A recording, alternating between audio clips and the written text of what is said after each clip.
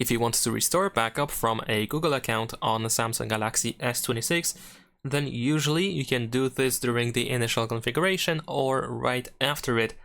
During the initial configuration, if you happen to find copy apps in the data screen that looks like this, and then if you tap on the next and sign into your Google account, then you should be able to, of course here we can choose can't use other advice, and then you should be able to find all your Google backups or backups that you have on your Google account. In my case, I don't have any backups, so I cannot really choose it, but this is how it looks like.